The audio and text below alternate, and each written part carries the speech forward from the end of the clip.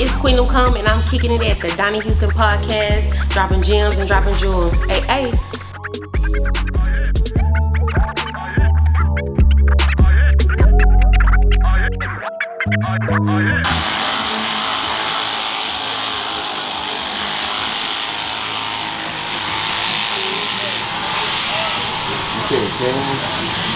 The video, I can see the way you tell me, baby, it's so little. This is the one y'all just posted. Yeah, we just did this one. So this is like a reverse. So I'm putting on new sleeves, swapping it off. This is the pocket. Isn't that crazy? I'm putting the jacket on top.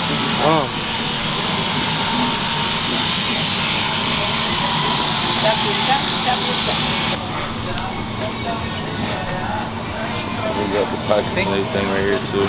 Yeah, that looks dope. Let's see what the back of that looks like. Yeah, that's crazy, right? We got the little buttons things right here. That's a pocket right here. This is where you put your weed at. Don't tell them that. Don't tell them. Where you put your weed at.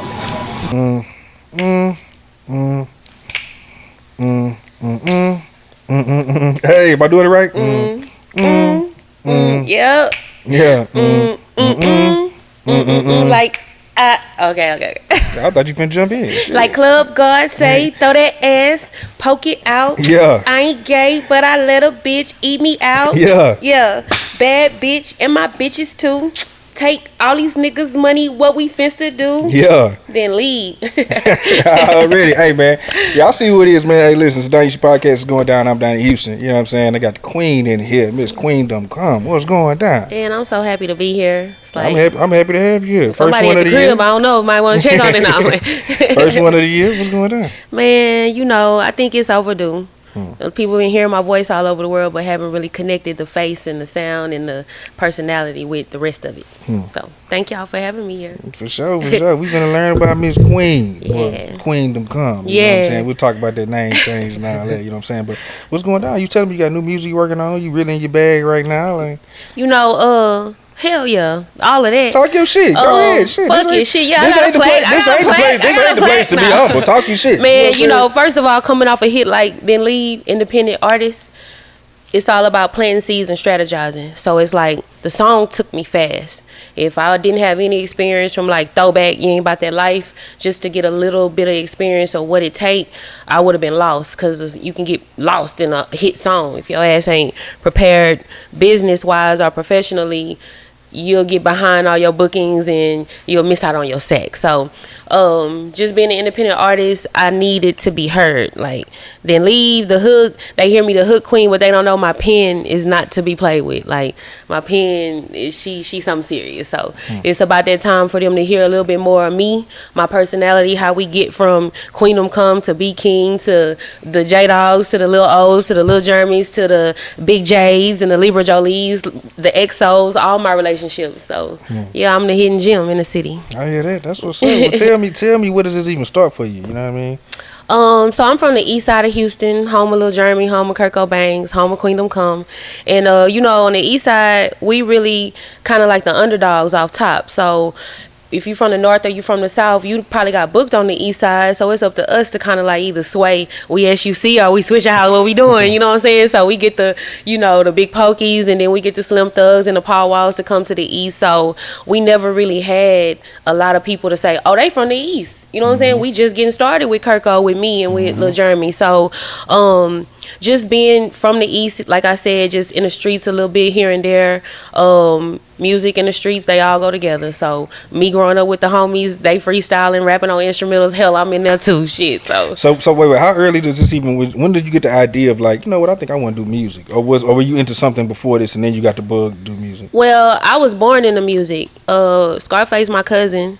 My mama is a spiritual black woman who threw me in church for sure. So you in the choir whether you want to or not. I'm in the choir. So early on I knew I had a voice, so I can sing, like in real life sing. So just from music in the church and then poetry, I used to always like to write in a journal and a diary, girly girl type stuff. So it just led to me being creative with my thoughts. And when people start saying you sound good, or you need to go to American Idol, or you know your friends just gas you and tell you anything, so I just started saying let me just record myself and rap in front of people or sing in front of my mutual friends and see how they feel, and everybody gas me up. So what age were you when you started doing that? Like recording and saying, okay, I'm gonna show people like. Okay, so I probably started really recording like 7th grade. I was actually on a New Wine project. Like I was mutually on a feature as a little kid with this guy named Navigator. And then he worked with New Wine and I ended up being on there by default. So 7th grade, I was on the album.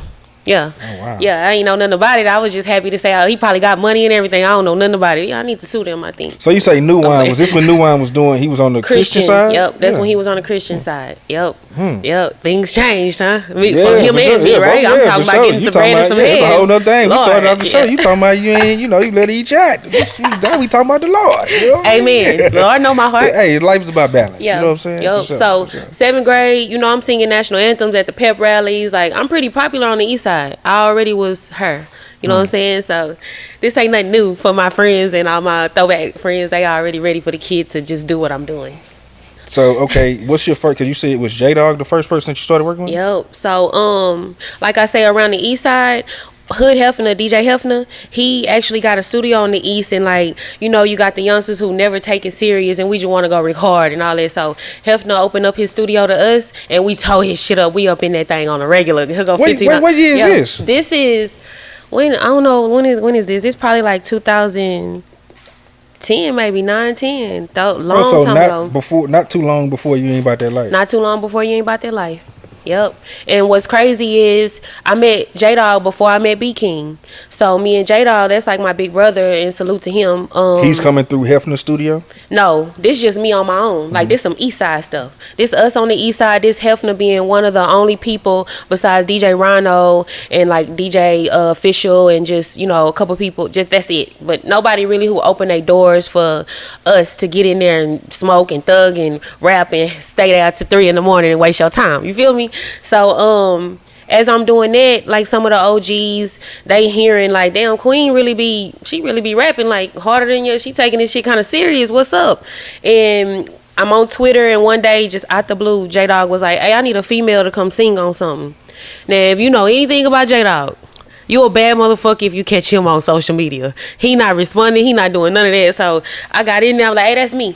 My people are already telling me I need to mess with you. Nobody told me that, but I just was like, I feel like that's what they would say if my homies was like, hey, go sing on something for J Dawg. J Dawg the OG on the east side, So met up with him one night. It was pouring down, raining. I played him a freestyle I did on the Mobb Deep Getaway track, and he was like, what you say? You just want to ghost write? Nah, they finna hear you. And that was that. He heard me. I came to the hog pen like a kid in Candyland. I'm like, Slim Thug, oh, Ray Face, oh shit, Boss Hog is going down. But as a student, they ain't giving a fuck about you. Like, I ain't coming in there for the other things the other ladies there for. You know what I'm saying? I'm there really because I'm here for my grind. I'm trying to do some work. So I'm in the era of the EXOs and the Nacios who young and coming under Sapphire to learn some things to produce for other artists. So some of the people got placements with like the Mugs and the Gladiators and people that was around Boss Hog, and then here I come from the east side. Like I ain't grow up with none of them, so I'm kind of like just by myself. And J Dawg there sometimes and shit you on your own. Other times he ain't gonna answer. Like you better grind. You ain't gonna answer. This nigga not gonna answer for you. So make sure you show why you here. You feel me when he not there. And I think I came through there and like Ray Face would come through and see. Like I would be in the room where everybody want to be in the room Slim Thug to me, and they want to be in the blue room or the gray room, you know what I'm saying? But I'm where everybody else not at. I don't need y'all in my mix. I'm trying to learn how to engineer. I'm trying to do everything because none of y'all niggas gonna do it for me. Shit, I got to figure it out on my own, and that's what happened. This is interesting. Yeah. So did any of the stuff come out that was back then, or you was just recording back then? Back then I really was just like singing on hooks for J Dawg just to keep in the computer, and if it got used, it got used. If not, it didn't. You know what I'm saying? But I really was using the time to record my own shit. Like while niggas was trying to go to all the shows and stuff like that, I was like, J Dawg really mess with me. As long as I know that, I need to work. Cause that's what everybody else, not saying they not doing, but I know what's on my mind and I know what I'm finna do. You feel me? So I was in that studio. Every time Jay came off the road, I'm like, hey, I got something. It ain't mixed all the way, but shit, I got intention, you know what I'm saying? And I just kept working, and BeatKing heard some real raw gangster shit on Facebook one day. And he was like, I like your voice. I don't want to get shot up or beat up or nothing for hitting you up or nothing, but can you come through and work with me? I was like, yeah. Went to his house one night, stayed in there about 6 hours and laid down like 6 songs. And yeah. You Ain't About That Life and all that. That wasn't first. That wasn't even in. We had Not Finna Play. We had Throw This Money. We had some stuff like Slim Thug got on and MC Beezy and this the Ray P era and Vanilla Trill. Everybody used to come through on Mondays at BeatKing house and Charlie Boy. My first feature really was with BeatKing and Charlie Boy. Charlie. Yeah. So shout out BeatKing too, man. Shout out my brother BeatKing for sure. So yeah, that's how BeatKing just used my voice. He was like, man, look, man, you don't really make music like this, but your voice you about to start doing some of this ratchet shit. That's what you need. So he got me out my element to get so like up. I was uptight, kind of like I'm around hood niggas, so I'm rapping about shit I see and relate to. Shaking ass and all that, that's just only on the weekend sometimes, so I don't just rap about that all the time. But he connected me with, when I do shake my ass, I'm ratchet as fuck though, so I might need to share that. And shit, we done got plaques and billions of streams since then. Over here at Hyde Park, you know what I'm saying? Y'all see me out Hyde Parked out in the drip, you know what I mean? Fresh as a motherfucker, you know what I'm saying? Say, man, I had to go pull up on my people, man. It's one of the livest brands in the city right now. You see them really all over the country moving, you know what I'm saying? But started right here in Houston, man, you know what I'm saying? So I had to come pull up on them. We got Hyde Park Q right here, you know what I mean? We got Hyde Park Jacob, and we got Hyde Park Happy Boots, man. And hey, man, they doing some amazing things. So we just gonna chop it up and let y'all know, man, you know, what's going on, man. So what's up? What's up? Thank you for coming out. What up?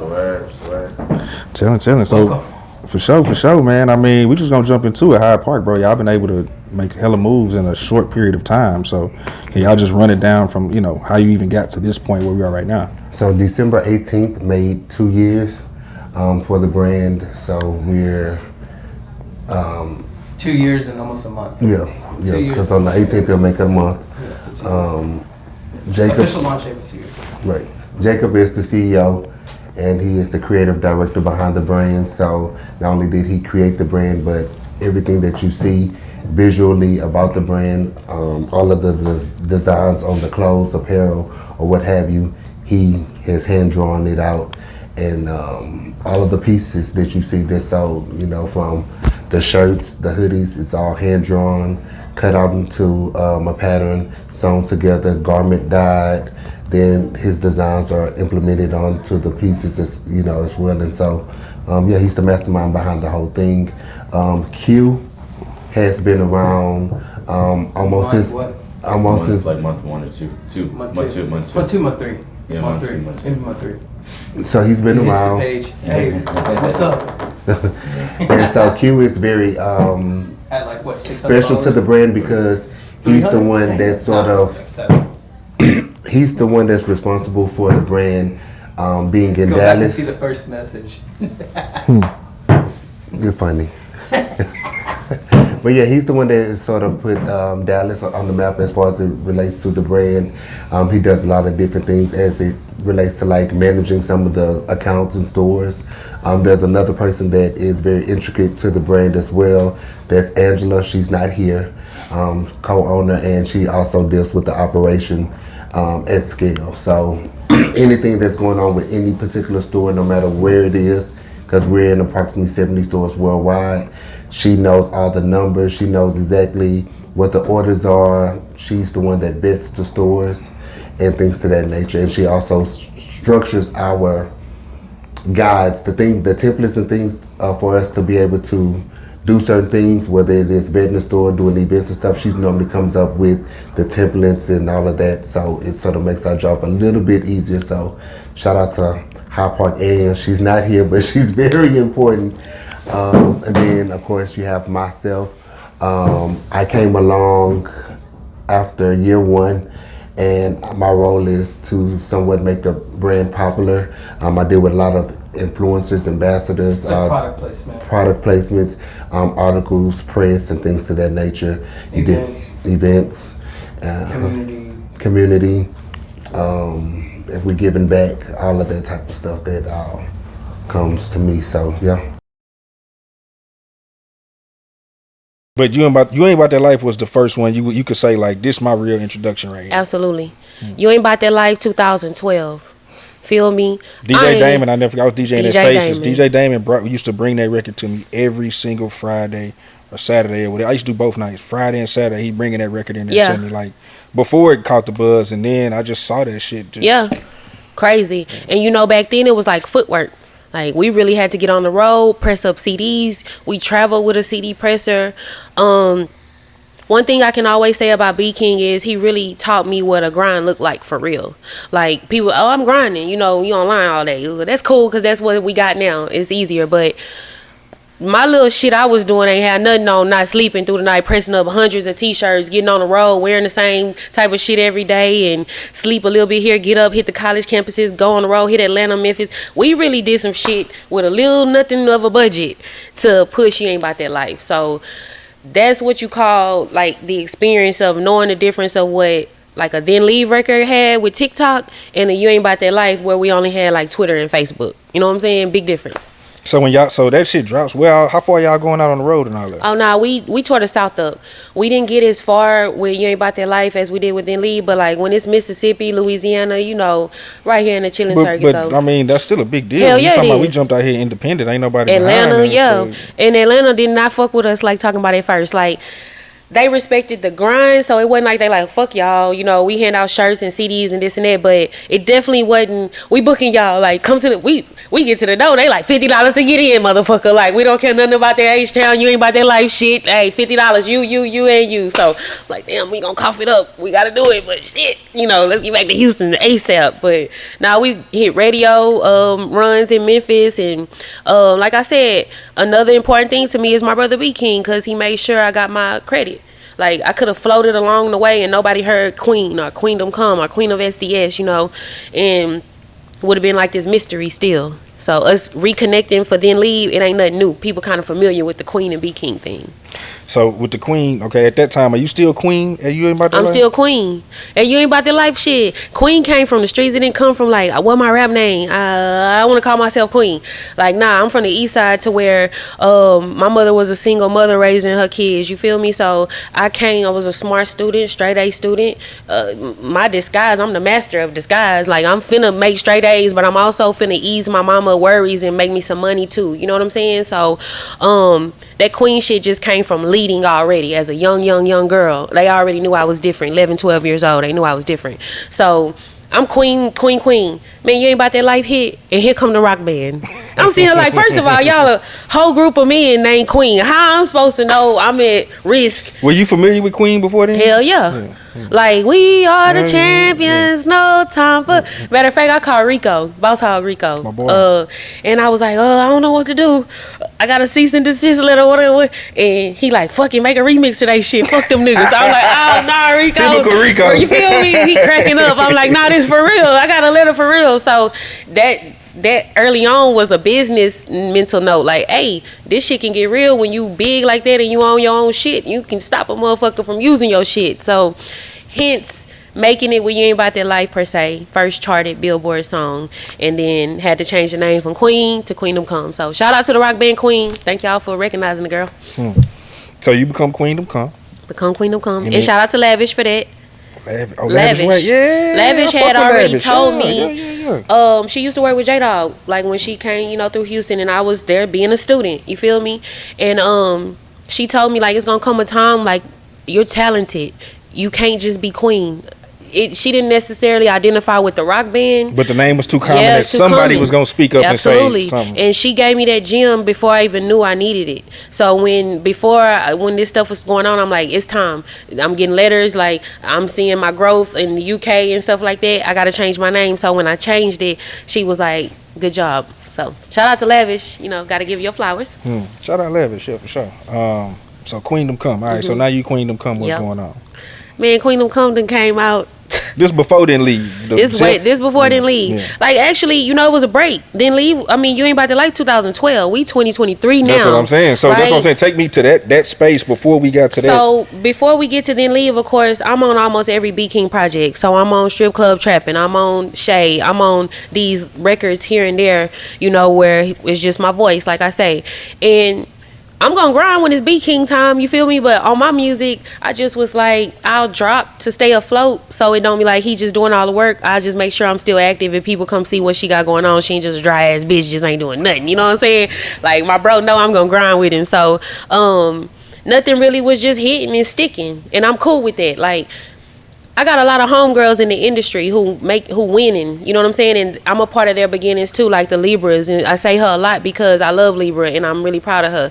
But she know like I know. Libra gonna get out there and hit them clubs and turn up and shit like that. I'm so cool at times. I'm like, hey, I ain't fucking around. Like I ain't going tonight. Like let's get some girls and send them to the club and let them grind and I sit back. And that's kind of worked for me. Like I knew merch would work. I knew things outside of my music would work for me. So I kind of took that approach. So yeah, I kind of just been dry really. If I'm gonna keep it G, like bitch been dry. You know what I'm saying? But I ain't been away from the music. Like I said, I learned a lot. Tasha managing BeatKing so long, I naturally learned from her. So whether I'm doing music or not, I know that my music still sells and streams as long as I can tap into, like I say, Europe, UK, Canada, where I know my shit going. I run some ads out there, motherfucker, and give me another check. I get a check quarterly every year, no matter what, you know? So BeatKing was like, fast forward, he like, hey Queen, I'm finna work on a project. I'm like, bet. Cause I got on a business hat now. I've transitioned from artist to, I got some money. So if I ain't gonna do the work as an artist, I got some homies that's really talented. And you see, I can speak, I can transform, I could be a hood bitch, ratchet bitch, emotional bitch, whoever you need me to be, I can be her, right? And by bitch, I mean queen, just bitch right now, right? So I was on some shit like, hey, Yola, Tone, like I'm grabbing artists and producers and I'm like, if y'all do the work, I push y'all shit. Like I get the admin shit together. I link with people like Boots and my girl Haley, people around me that don't mind getting behind the camera and the lights and really speaking for you the right way. Like not, hey, listen to them. Nah, hey, how you doing? I represent such and such. I'm smooth. I get the shit done. It's just much easier when you're not an artist to do it for someone than when you the artist and you gotta be a manager for yourself. You know what I'm saying? So. Yeah, he hit me with that, hey, fuck all that business shit. Come around this corner, cause he moved in my neighborhood. He like, come around this corner and get on this song. I'm like, boy, I ain't got no wig on or nothing. I ain't even doing the music like talking about no more. He like, Queen, this us. Like, it ain't no new music without you.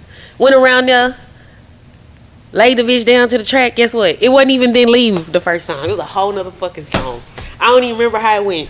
Different lyrics and everything. Different lyrics, had different hook, same beat. So we in that bitch like that motherfucker the one too. We like, shit, me and BeatKing don't miss. About a week go by, he like, Queen, I ain't gonna lie, come back, man. Like I don't know, it's hard, but let's just get in here and come up with something else. So get around there and we just vibing and doing what we doing. And when we drop this motherfucker here, we looking at each other with that fucking face like, what the fuck, nigga? Yeah, he looking at me like, oh shit, we doing it again. We just knew it. He knew that was one. And I'm thinking it's just gonna be on the project. Okay, wait. Before we move forward on that, can you tell me how y'all even came to the point to say we finna make a song called Then Leave? Like, what's the conversation? We never came to that point. It ended up being that way. Like, we didn't know we was finna make a Then Leave. We just was in the studio and we do this. It's like he'll be over there freestyling a little bit, and I'm just over here. He like, oh, keep that. A lot of the accidents he keep. You know what I'm saying? And throw that ass, poke it out. I ain't gay. He always make me gay in a song. So like if he bouncing off ideas, he for sure gonna make me gay in the music for sure. You know what I'm saying? Yeah. So it wasn't a thought. Like I think it's gonna be called Then Leave. We just in that bitch and it became Then Leave. Like Then Leave. Hey. That nigga say, Club Godzilla, I ain't tricking, I'm just dicking bitches. It was a rap. I was like, what the fuck? Oh, no, it's over. Yeah, it's a rap. That's how we did that. Yeah, BeatKing a damn fool for that. Boy. And we pandemic, though. So we thinking we got a hit, and then the whole fucking world shut down. So we don't know when to put it out. The release date moved so many times. And I think Streets hit BeatKing up and was like, look, it's dry. We need a record. Like, if you got something, send it right now. Because it's s.u.c slide out right now. Drake on, he's sliding all over the world. You feel me? But we slid right on up in that thing after him. And it's like, what the fuck? I ain't even have a TikTok or nothing. I was late. I ain't have a TikTok set up. So it's booming on TikTok. Then you like, oh shit, I gotta go get me a account. Yeah, BeatKing called me. He was like, Queen, I ain't gonna lie, you might need a TikTok, fam. You viral. I was like, what, nigga, what? Yeah, I was viral. How long between it coming out and him calling you with that? he was already calling like weeks in. He like, it's buzzing. You might need a TikTok. I'm like, I'll get one. So probably like a month or two. Yeah. That shit took off. Like, I couldn't even believe it. I'm just like, he started doing, like, they booking you, fam? We shut down. Like, you going to shows? He like, yeah, you ought to come to Mississippi with me. I'm like, you're a motherfucking lie. You go test that shit out and see. If you come back healthy and you ain't coughing and all your shit, your limbs and shit still on you, I come. But you just got to test it out first. And he tested it out, and I saw that show.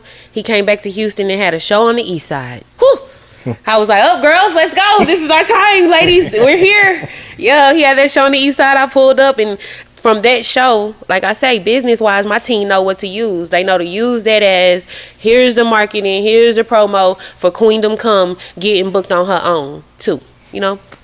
So we really ain't do a lot of shows together. We probably did like maybe 5 shows together out of 2 years. So he's performing, then leave, you performing. Yeah, we attacked the whole country. Kind of got all these orders in. I was like, man, I gotta create a team. So we got about 26 people on the team. I got a whole group of sewing, pattern makers, just different types of people that can kind of help put an idea or concept. I'll sketch something up, put an idea or concept together, and then run it down to whatever department. We got a screen print department, we got a sewing department, we got like packing, shipping. This is my man Marcus right here. He puts a lot of the artwork together on the screens. He's a what's it called, a diva. So we got to give him, you know, he's got to get ready. Hold on. Oh, he's turning off. Oh, okay, he's turning off everything. But yeah, this is where we print everything. It's a big ass machine. Trademark. Big ass machine.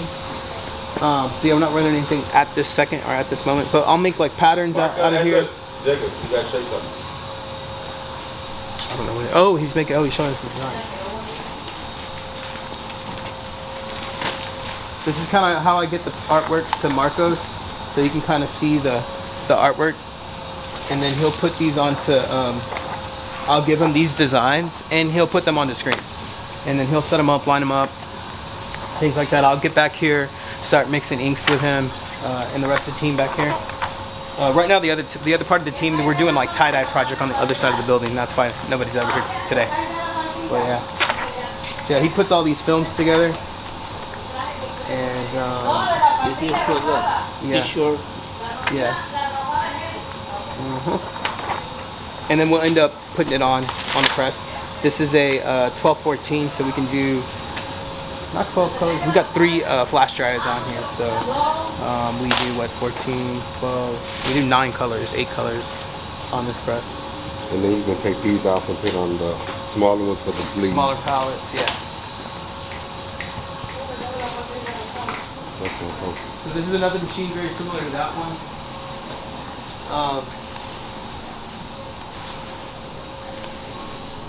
This is like a smaller tabletop press. Where we make like different labels and stuff like that. Different labels. Watch your back, because there's ink. And then this is all of our inks right here. Everything is pretty much like custom mixed. So I'll design like a color palette. Put a color palette together. Come back over here and hand mix the inks. And we actually hand mix them. We don't use like a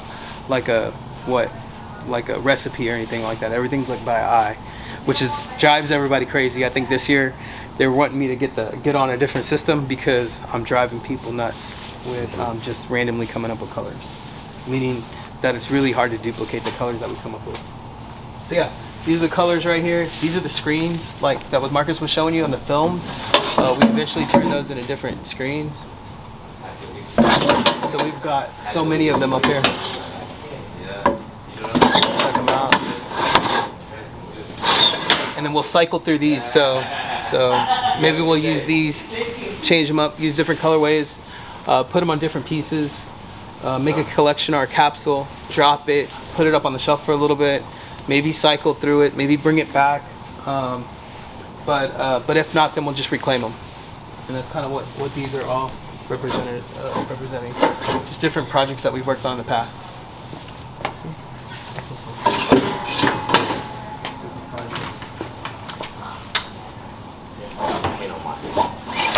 That's what I said.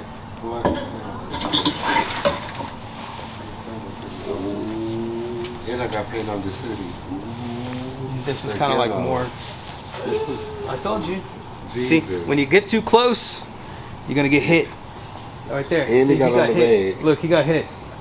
Look, you can tell he's never been back to the print shop before. See, he's never been back here. He's too cozy up in his office, you know, smoking his blunt. Okay, so yeah, that's pretty much what we got over here. Big old ladder. I mean, there's just tons of stuff over here, just archived designs. I don't know. There's so many.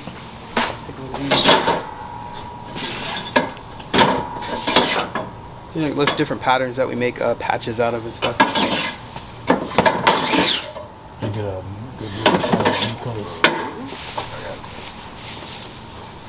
And we were labeling them like this, so we'll put the numbers on here to say what design pack these are. And so whenever we meet them, that's what those numbers represent. Right here. So yeah, these are just different. These are more like graphics, like patterns. I'll make these patterns, put them up here. These are more. These are all new. Oh, these are older. Yeah, let me try to see these. These are cool. These are cool just to kind of put up on the wall one day. But yeah.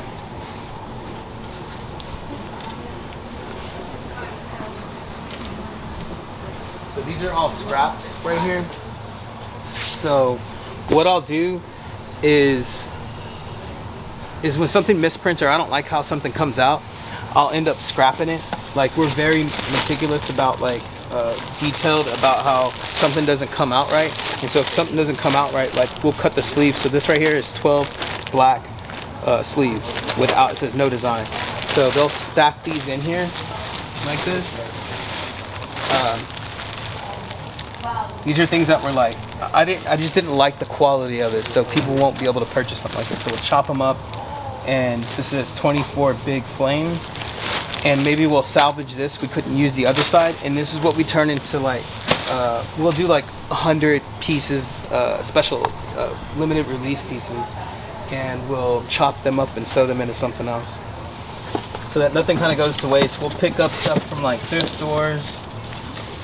See, this is like a bottom of a sweater that was cut out, and so we'll use these. You'll see this in something that we do in the future. So everything is used. See, these are sleeves. Those are kind of cool. So these are medium sleeves. If you try to put this on a large shirt, it'll look off. So you gotta put the size next to them.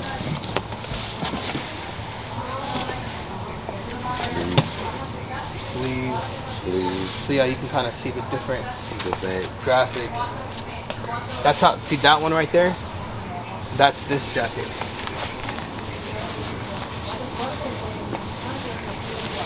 So we'll just remix them. So it's a lot of work. Cutting them out is a lot of work. Arranging how you want it to look, and then sewing them on. It just takes time. It takes time. Yellow shirts.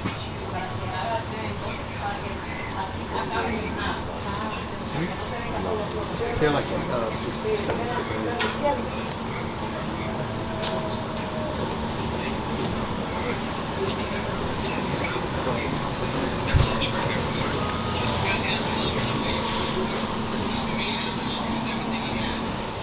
so this is where we make our screens.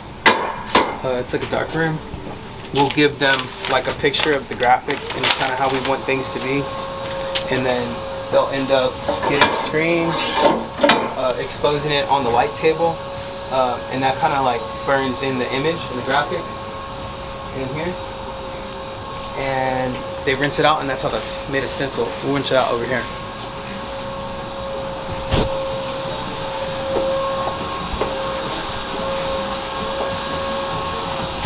So yeah, this is kind of like the process over here.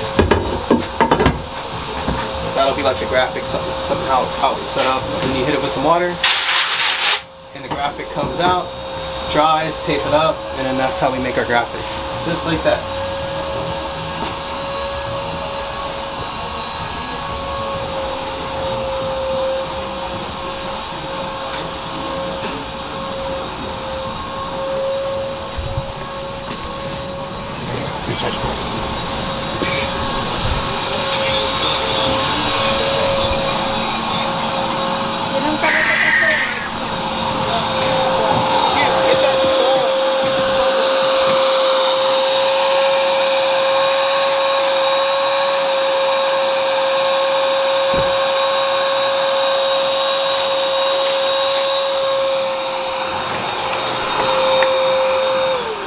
So this is where we make our rugs. This is Eric. He's also a graffiti artist. And if you ever want to know why everything is kind of like on a little bit of a little bit pricier than most people's stuff, is because we hand make everything. And then we also like hire local artists as well. So everybody that works with me is an artist or creative in some capacity. If they're not, then we have them on the packing and shipping team. But yeah, anybody that touches the product has got to have an eye for creative work and attention to detail. Really, really important here in Hyde Park. So these are some of the rugs he's putting up. He's working on this blue one. These are some of the different colorways. There's like a or slip resistant packing to it. These take forever to make. This one's dope. I like this. I might just take this one home. I'm taking this one home though. Oh, this is a new one that I was working on. This is crazy. So like this is kind of working on a new capsule. It's like behind the skull. Behind the smiley is like this skull that kind of gets ripped up. Ripped apart. This is Hyde Park too. Crazy. And this one wild. Yeah. And they're pretty heavy. How long does this one take you to make? So like 3 days. Like 3 days to make that one. Yeah. And she's come out dope. This one's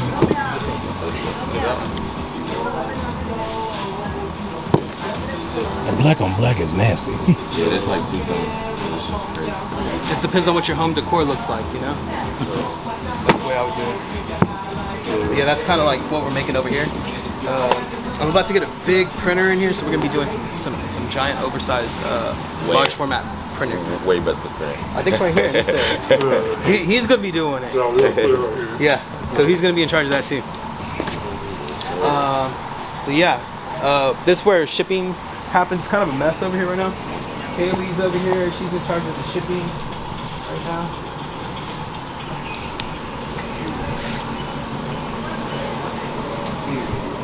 Period. She's out fixing. Period. I really do. I'm on the call. That's where you put your weed right there.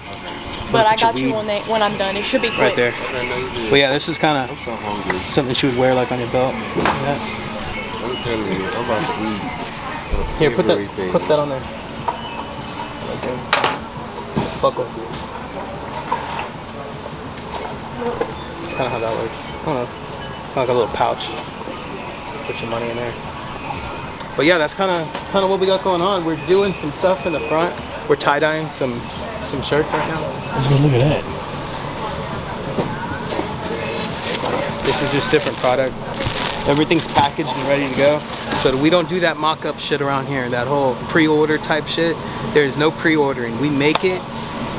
It gets packed and organized, and then we ship it out. That's just how it works around here. We don't do the whole let me guess and wonder how many people are going to order this. It's just a limited amount of pieces, whatever we feel like we have enough material and supply for during that time period to make. Sometimes it'll be 300 pieces of a design, sometimes it'll be 200, sometimes it'll be 500, sometimes it'll be 1,000. It really just depends on like what capsule it is, what we're making, and when it's dropping. And so that's what you see right here. There's a small amount just because everything is like made, and as soon as it's made, it gets put on the shelf for just a brief period of time while we're doing the marketing and photo shoots and events, and then it immediately gets put on either a line list or out to a pop-up, and then yeah, it sells, and then it just cycles through the next group of products.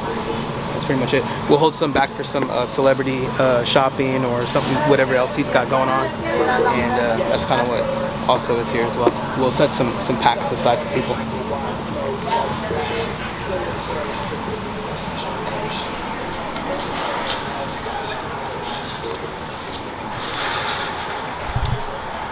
So you see Marcos.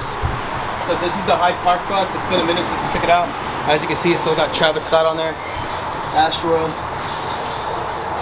You can tell how long ago that was. What was that? A year? More than a year ago. So it's back down here.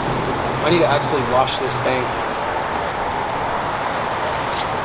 And so the crew that normally is working out in the back, in the screening, they're out doing the tie-dye. Jacob didn't take me wearing this orange tie-dye the other day and looking great in it.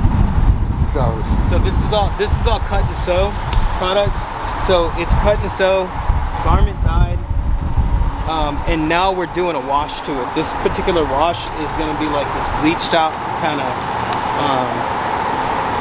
I don't know what you would call it. It's like a bleached out kind of wash look. And that's what Marcos and Fernando are working on over here. These are going to be dope.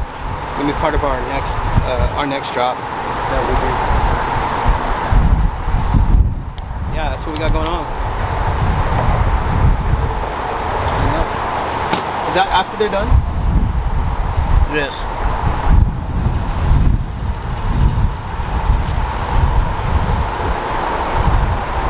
Hold that one up.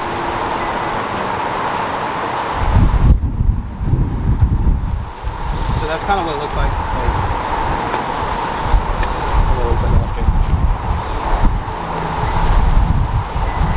So yeah, this stuff is actually being done by hand, actually being done by local artists.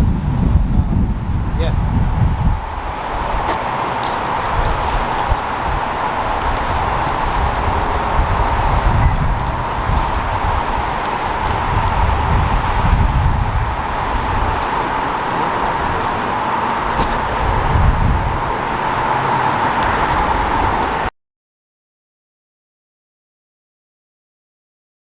Okay, Changed so my life. Now you viral. This shit known across the world. Where did this take you now?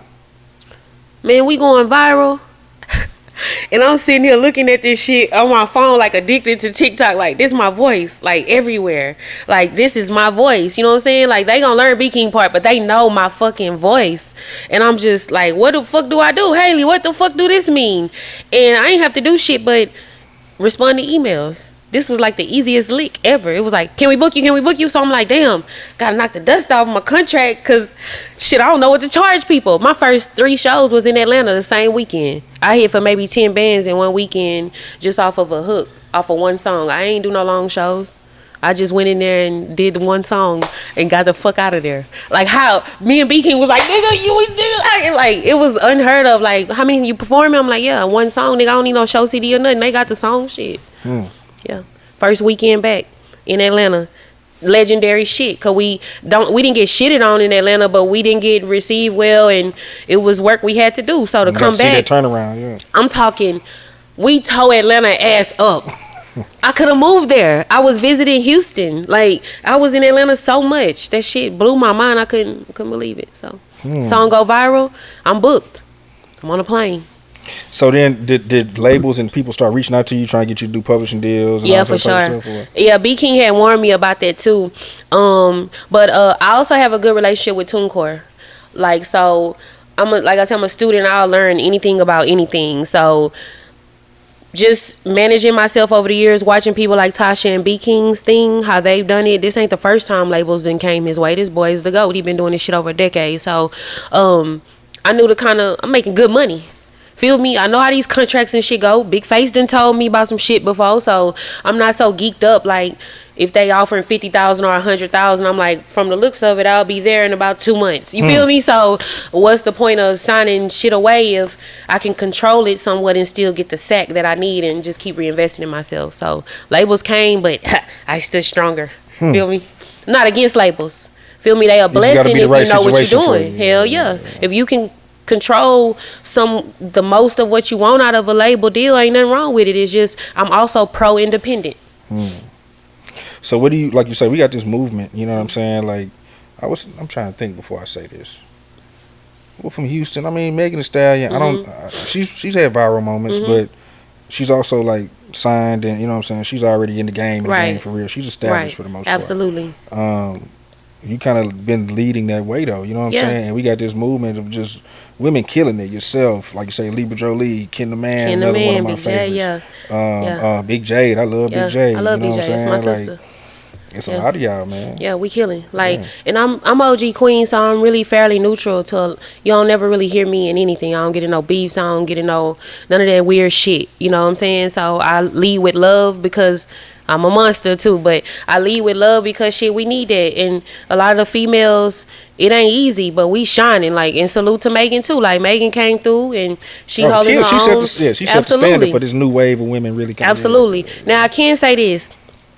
I'm so honored to be here because I don't want to say I get slept on because that's a victim type route. I don't really feel that way. Because like I said, I'm honest about, I like being at home. Shit, I got money, so sometimes I'm comfortable with knowing I can take care of my son, my family, and do it at my own pace. But I also have to deal with people not knowing me, just knowing my voice. You know what I'm saying? They like, we know the name, but I ain't seen enough of her face. I ain't seen enough of her. And we fixing that shit now, right? But I said that to say I see a lot of lists and walls painted and shit, and I got plaques, you know what I'm saying? I ain't on a lot of those lists, but I'm on Rolling Stone and top 10 Billboard charts and Spotify top 10, Apple Music top 10 for 3 weeks straight. So I take those wins, you feel me? But I just also acknowledge that motherfuckers got to get familiar with my face. So along with all the females that we familiar with, I'm big OG Queen too, to where I just got to do my part where motherfuckers so familiar with me.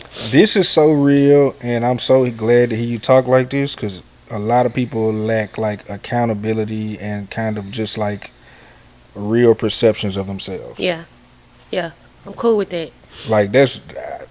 I'm fucking with you even more. I appreciate that.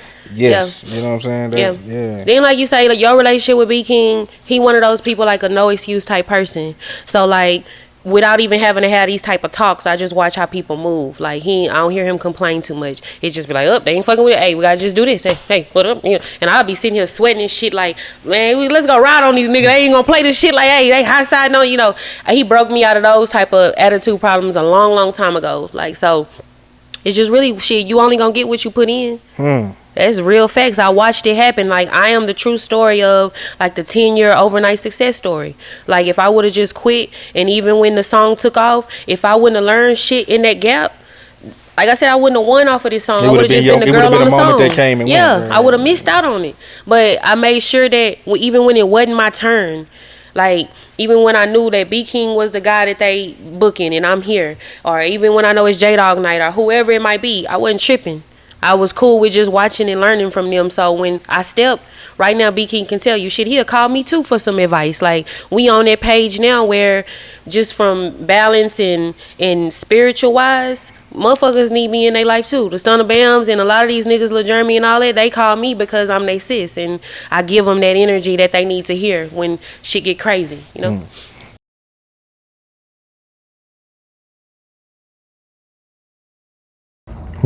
And I mean, Jacob, for you, bro, that's the one thing that makes Hyde Park, different from a lot of stuff going on is that you being a designer, you being so hands-on with it. Talk about the significance of that, you know what I mean, and how that plays a role in everything. So, I started off as a graffiti artist, doing designs and artwork and things like that. So I think it's really important, especially in today's landscape or today's, social media kind of just the environment that we're in today. People kind of copy each other. People are kind of in their house getting scissors and chopping stuff up and just making stuff in their mom's living room or whatever, in the bedroom.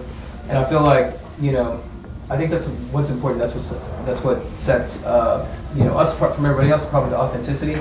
We actually own the warehouse. I got this warehouse I believe in 2018 ish, and then put the electricity in.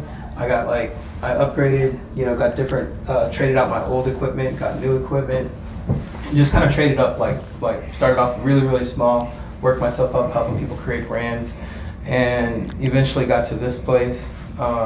It cost a lot of money, to say the least. Spent my savings account there. I just got the building, put the electricity in, put three-phase electric. Got these. I bought out like two screen print companies. This Christian screen print company, and then this other person who's in Austin. They were going out of business, so I was like, "Yo," came up on their equipment, and how'd you find them? Were you looking for that? Or? yeah, I was looking for it. Yeah, definitely. Yeah, I was like looking for somebody that was trying to get rid of their I was looking for somebody that had started something, and then maybe got in a little bit over their head, and then were willing to sell at a discount, like 50 cents on a dollar or something like that. 50 cents, 75 cents, 25 cents on a dollar, any kind of discount away from 100%. And I started calling all these people like, hey, yo, can we work out a deal? Let's put together a deal. At the same time, I was looking for a warehouse because I was in a very small space at that time period, like printing on a manual press. And found those two people. They were like, yeah, come through, pick it up. I think we spent how much I spent? I want to say a lot, like a couple $100,000 at least. To get started, and that doesn't include like people. Like there's so much that goes along with it. Like there's a learning curve. There's people. There's training. There's just all different types of stuff. So there's the money you lose trying to figure this shit out. You know it was opportunity cost. Like man, you're talking about that clock starts ticking when you start spending that money, especially when it's your own money. Your sweat starts dripping off your forehead. You start growing gray hair. You start I gotta figure this shit out quick, And $200,000 may not seem a lot to a lot of people, or maybe it does, but it's not just that. There's so much hidden cost that goes on behind that because it's operating. You're operating every single day, no matter what's gonna cost you X amount of dollars. In addition to that, just to be turning on the lights, just to have people coming in here, that's just soaking up the air conditioner, just $1,500 a month just electricity bill, So you really gotta kind of it's like you're being thrown into a deep end of a pool and being like, okay, so figure it out. And so kind of started off like that, transitioning from a smaller shop to a bigger. Even before that though, with the Travis Scott pop-ups and the, how you even got to. So that started like after here, we did a Travis Scott pop-up, and their people reached out and said, hey, yo, do you want to do something for the Astroworld? Yeah, for Astroworld Fest. This is before you've launched. This is you just getting it together. Yeah. This is before you officially launched. This is before I even created Hyde Park. I was a part of I helped create several different brands. Notably, 2 brands ended up being multi-million-dollar brands. But I handled maybe Can you say what those brands are? Or just kind of just. I can't. It was a cycle. It was a system. So I noticed it was a pattern. We would do this like this, we would set it up, and then we would drop it like this. And every single time that sourcing, that putting it together, that creative process was very similar. It depended on what type of brand you're doing, but it goes onto a cycle. And so I realized that, and I would putting other people on. Some people can sell stuff, some people can't. And so 2 people ended up working out. And right around that same time period, Travis Scott people reached out, and somebody from his team, and they were getting just local artists and stuff like that involved.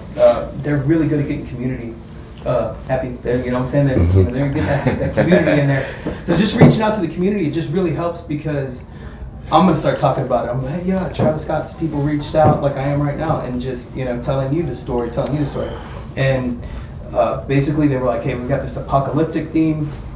We want to put together this mini themed environment in the VIP, and that's what I was calling I got my 1971 Volkswagen bus, dressed it up, and that's what we called Hyde Park. And that's when I first used the name Hyde Park, and then I also used this other thing called Dreams for Sale, sold out, which is going to be another brand that I ended up creating, that we're working on creating right now. But that was conceptualized in 2019 at the Travis Scott concert, but it's nothing like what it is today. It kind of took on several different brand identities since that time period. But we put together a whole entire capsule in, I would say, about 3 to 5 days, 3 days.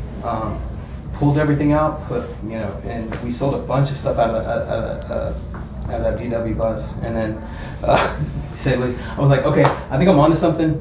I started telling people hey man, I'm gonna call this brand, I think I'm gonna call it Hyde Park. Everyone's like, man, I hate that name. That name's whack, dude. You should call it this, or you should call it. Everybody's got their 2 cents, So what was the significance of Hyde Park? Because I mean, that's So Hyde Park is a neighborhood in our street, like in almost every major city. So I felt like it was something that could be relatable to a lot of people, and so I felt like nostalgia hits people when they start reading something or they look at something, and I think that it just triggers something in their mind, and they go, "Oh man, that sounds familiar."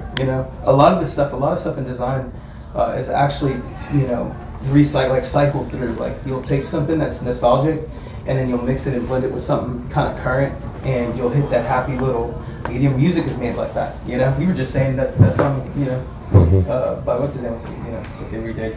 But yeah, music is made like that. So as soon as somebody starts to hear or see or feel something that they think that they've seen or heard before, it's a little bit easier to kind of have a connection between somebody. And that's the first thing that I was like, man, I'm gonna do this. Another thing that stands out is like, the exclusivity aspect of it. You know what I mean? Even just it's a blatant, you aren't invited. You know what I mean? Talk about the idea behind that. Like, so you aren't invited. It does invite the brand because the merch is very hard to acquire.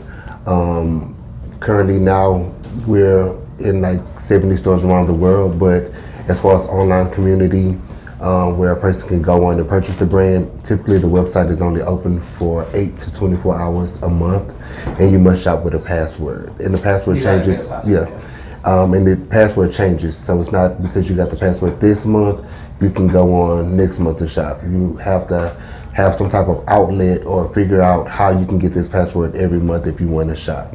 Yeah, so like in the very beginning, like when I was creating the brand, like I was just like, for years I was designing and making and creating and doing stuff for other people, and I just kind of got worn out as a creative.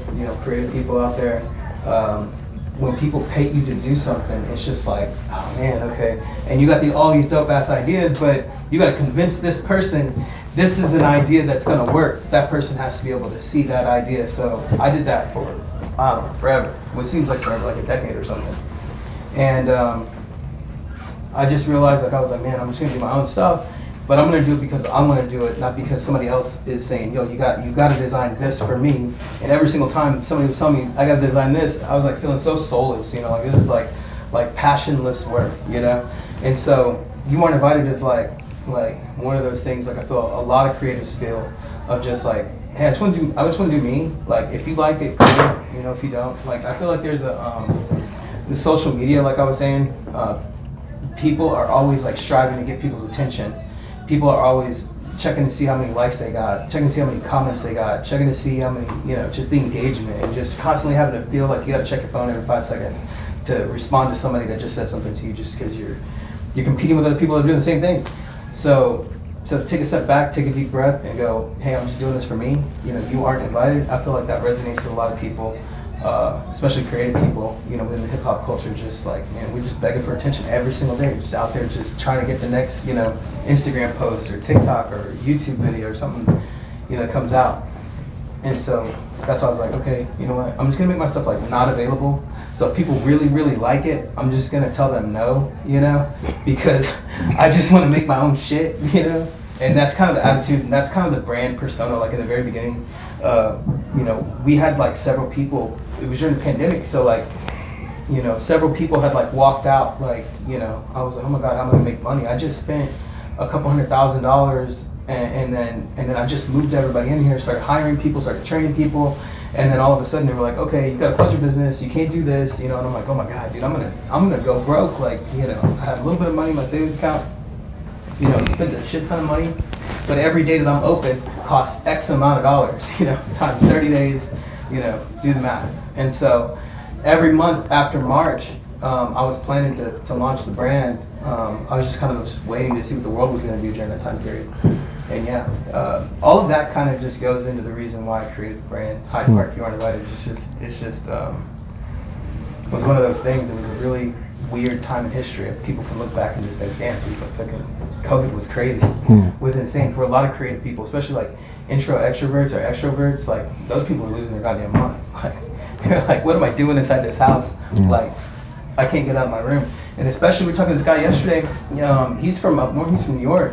And he's like, bro, people live in these small ass places in New York, you know. So it's basically like you're in jail, like you're in prison because you got like a very small little space and you're living with one or two other people and you can't go outside and you can't do this. I mean, people are losing their mind. So, you know, we're from Texas and we gotta, you know, have a little bit of good luck on that. And as soon as the mandate, as soon as it's kind of like open back up, we're like, okay, we're going. Like, so. What would you say is like the biggest thing that kind of turned for the brand as far as like notoriety and all that type of stuff? So there was like several points. I think one thing to make a point of it is it's the Cool Kicks collab because whenever the brand did a collab with Cool Kicks in LA, shout out Ben and Roger. Pooh Shiesty came and he was able to cop some stuff, and so G as well. Robert. But just a lot of celebrities. Right, a lot of celebrities. And the only reason why I said Pooh Shiesty is because our first wholesale partners in Milwaukee, Wisconsin. They found the brand because they saw Musab. They saw Pooh Shiesty in it. So he went and did his research and found Jacob, and then convinced Jacob to, you know, because at first Jacob and them didn't really have an idea of, you know, this is how the brand is going to go and operate. And so Jacob. Yeah, so whenever I create a brand, like I'll end up putting it out there. Like when we first did the launch party, like I invited people from different communities, you know, to kind of test the market. I always wanted to go back to the hip hop culture. Like the reason why I got this warehouse and got the equipment was to create a brand eventually, but I always wanted to create a brand within the hip hop culture, like something like the Gucci, you know, of the hip hop culture, you know, something like that, you know, like the Hermes of the hip hop culture. And so, whenever we launched, you know, these, you know, we pretty much did a pop-up, like several different pop-ups within sneaker stores. So I thought it was like sneaker culture, weed culture, and hip hop culture, basically. And so I was like, okay, we're testing this market, you know, because it's up to the person, like if they want to, you know, if they want to purchase or not. A lot of people, I've done this test with several different people. They can't sell two, 3 shirts. As soon as we did a pop-up in the sneaker shop, we were just like selling stuff like crazy. And this was during COVID when they were only letting 2 or 3 people in the store at a time. So the first pop-up that we did was in Houston. We ended up selling exactly what the whole entire store sold in sales, like in that day, just in our product. So that was like a kind of like a sign to me, like, oh man, this is crazy. Like this shit can work. This shit gonna work. Yeah. This might work. Let me. Immediately after I got that information back, I jumped on a plane during that time period. Plane tickets were only like $50 round trip. I was going and flying back and forth to LA. I was like, okay, I did this small little sneaker shop in Houston, but if I can do something like this in LA, then maybe that's a better sign because people in LA are a little bit more tapped into culture, tapped into music, tapped into fashion and all, tapped into weed. You know, like this is where I want to be. I want to be hip hop culture, weed culture, sneaker culture. And so I started going back and forth, $50 a ticket. It was $20 to rent a car a day. It was $50 a night to stay. You know, so everything was just super cheap. There was nobody out. Everybody was scared, terrified, wearing a mask over there. We were a little bit laid back because we're in Houston. But yeah, people were in a different, you know, stay back 6 feet. Okay, we can talk from here, you know. And I'm over there with like a bale. Like I've got like this clear plastic container, like, and I'm going from store to store, and then I'm knocking on doors like, yo, what's up? You know, I want to do like a pop-up or want to do like some sort of collaboration. Here, I got this huge warehouse in Houston where we do like cut and sew. We do all of our own work. You know, would you like to work together? And yeah, that's how I ran up on Cool Kicks. And I went there specifically to meet with Cool Kicks, but I didn't meet them until like the 3rd or 4th time of just knocking on doors out there. But surprisingly, the amount of people that were responsive and actually wanted to work with me was like probably like out of 6 people that I was talking to, like 5 people said yes. So that was another sign, like right there. I was like, okay, man, all these people from LA, California, they're a little bit more tapped in. They're agreeing with it too. So next step was to do a test in LA. We did a test. We sold again like another significant amount of merch during that time period. And at that point, I was like, dang, man, like, this is crazy, you know? Like, okay, so now I made it over here. Okay, so LA, so this must be like some sort of fluke, you know? Like, this, let's try it again. Let's test it one more time. So then I tested it again with Cool Kicks. And that one was really big. I think that one we sold, I think, like $36,000 in, like, during that pop-up. Yeah. And I was like, damn, that is crazy. Like, this is crazy. Like, and this during COVID. Still, they're only letting in, like, if this was April of 2020. To sell that amount, to put in perspective, to sell that amount, people were patient and waited through, and they waited outside, let 3 people in or 4 people in the shop, cop, leave, you know. And so I'm like, damn, dude, this is crazy. So then, and they don't know who I am. It's not like I'm a famous celebrity or anything like that, and they don't even know the brand at this point in time. So after that, I get on the plane, come back, and I'm like, man, I think we made a big brand. Like, I was like, I think this is going to be huge. I think this is going to be crazy. We got to start organizing a little bit just in case, so we can start doing inventory. And that's when I was like trying to create an inventory system. And if anybody's out there that ever tried to create an inventory system, it is insane. After he's talking about, Angela comes into play, just like helping out with the inventory and stock is just like, and then I'm just working on creative because just working on inventory and sourcing and product, like getting the actual raw garments or raw material, putting it together and sewing is just at scale. It's easy, like when it's small, but at scale it's pretty difficult. There's a lot of moving parts. But yeah, man, I came back and I was like, I think this is it. You know, I think we made something. And so between that time to Happy's point, like Musab ended up hitting me up in Milwaukee. And then this was the last part, like Milwaukee hits me up and he's like, this was in July of that year. So 7 months in, Milwaukee, or 6 months in, Milwaukee hits me up. Well, actually, he hits me up a little bit earlier than that. I just didn't know if I should work with him because he was in Milwaukee. You know, of all places, like, what's in Milwaukee? Milwaukee Bucks? Okay, go Bucks, you know? But like, who is dripping, you know, what kind of culture is going on in Milwaukee? It didn't seem like a whole lot of stuff was happening in Milwaukee. So at that point, I was like, maybe I should do something with Milwaukee because this will really tell me, like, if I can do this in the middle of America, you know. Then you definitely, guys, you ain't even know it's not a fluke. I did it in Houston, I did it in LA, but if I can do it in Milwaukee, of all places, you know, then I think I really got something. Like if I needed that one last push, you know, of confidence or whatever to be like, okay, I think I got this. Like this is good. Yeah, it was Milwaukee, and so shipped in the first order. He ordered, shipped in the first order on I think Thursday. He got the product on Friday, put it out, and then he calls me on Sunday. Hey man, I'm sold out. Like, can we get some more? Like I need some more by next weekend. And that was about, I think it was about, let me see, 25. It was about like $8,000 worth of stuff, like $8,000 retail. And so yeah, he puts in another order the next weekend, which is about like $15,000 retail for the next weekend.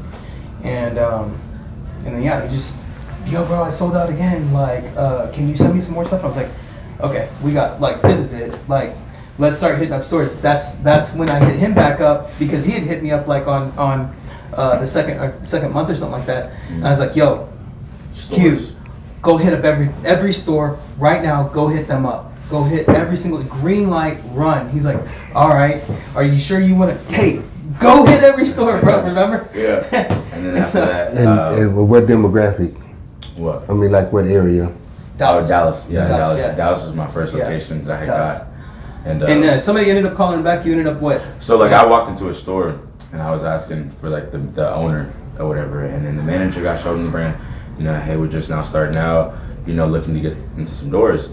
And he goes, okay, I'll leave your name, leave your number, the Instagram or whatever, and I'll give you a shout back.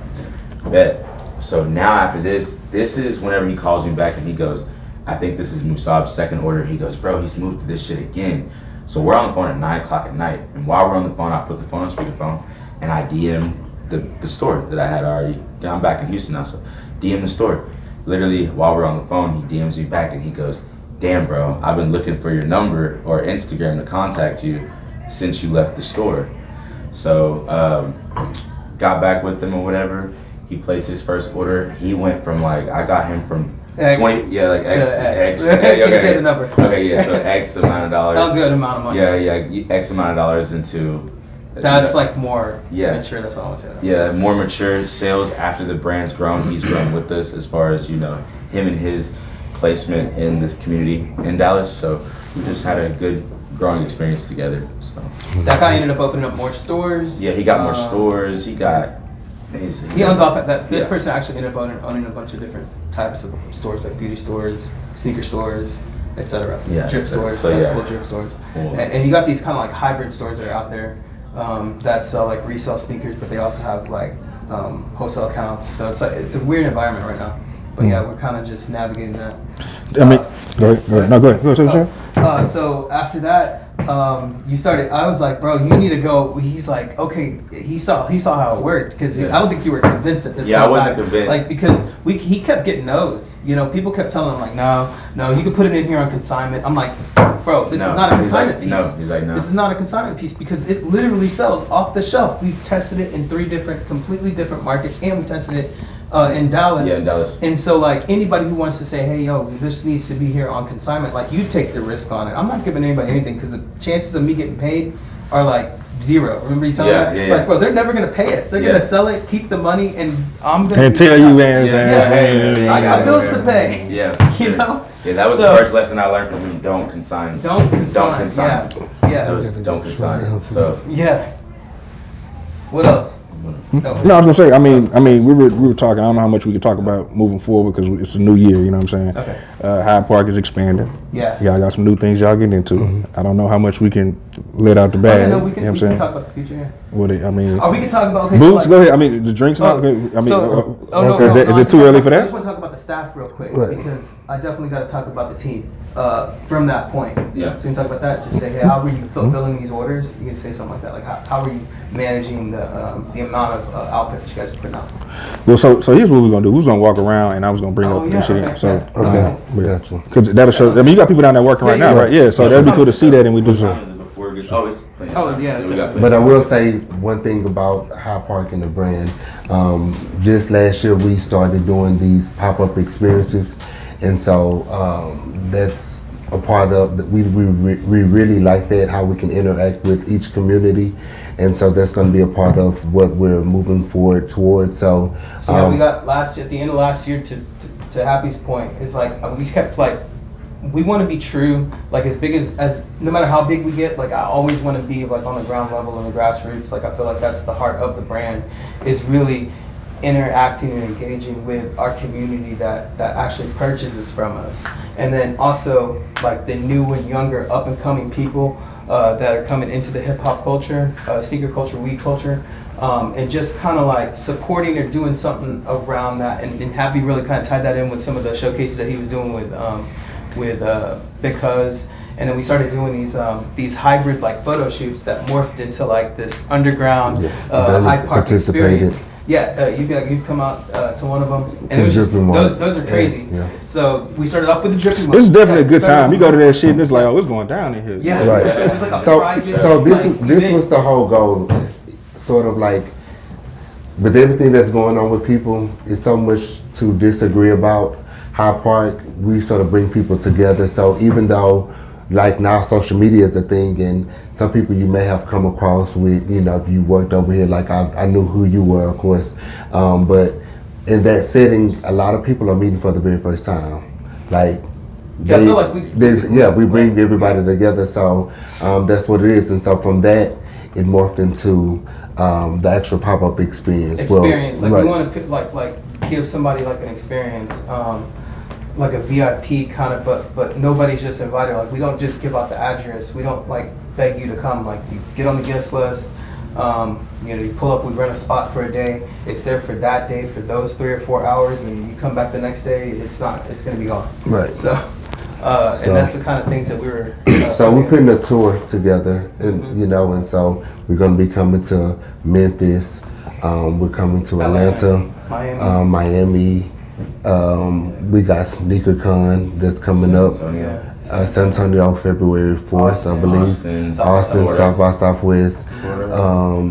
Rolling Loud is the first week of March.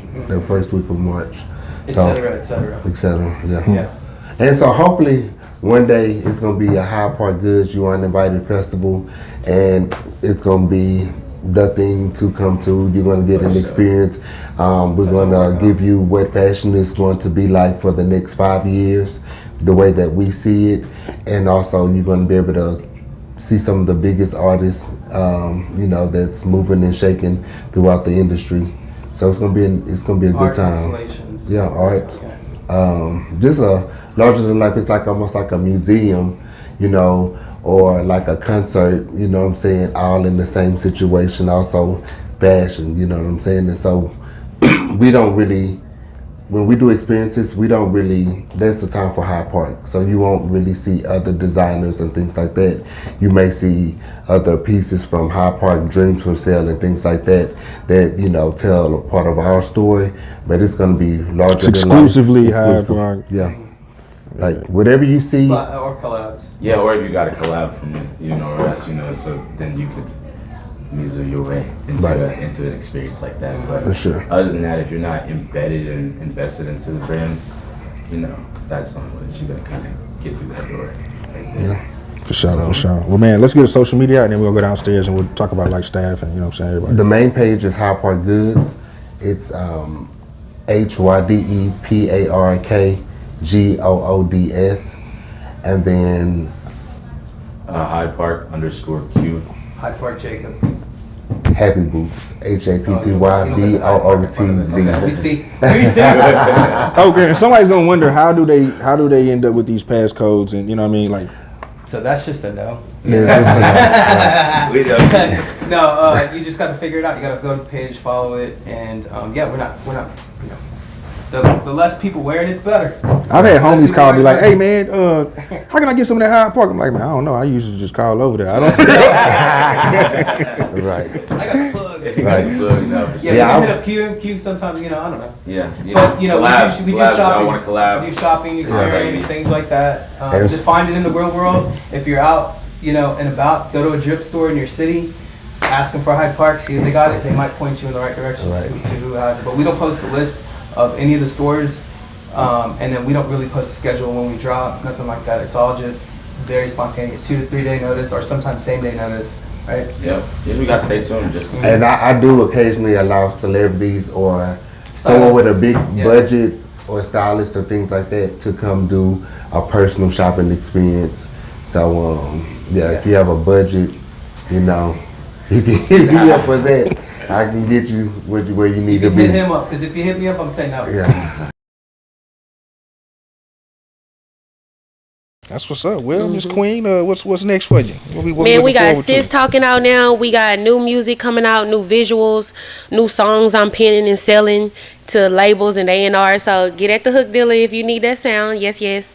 New music with BeatKing, and I'm really looking forward to working with a lot of artists. I'm pulling my favorite card. You know what I'm saying? It's overdue. If I'm Sis, show me then. Show me. You feel me? But more interviews, more of myself. You know what I'm saying? So more love. For sure. I'm going to have to put a beat together or something, see if we can try to do something. For sure. I'm with that. Yeah. Well, hey, you want to get social media and everything, whatever else you want to do? TheQueendomCome.com. The Queendom Come on Instagram. Just Queendom Come. Y'all know I'm all over the world. So type the kid in, connect the face with the voice, sending love and light to everybody out there. Donnie Houston Podcast. Hey. That's what it is. Hey, man, it's Donnie Houston Podcast, Queendom Come. Hey, man, we up out of here. Donnie Houston. Subscribe to the Donnie Houston Podcast, man.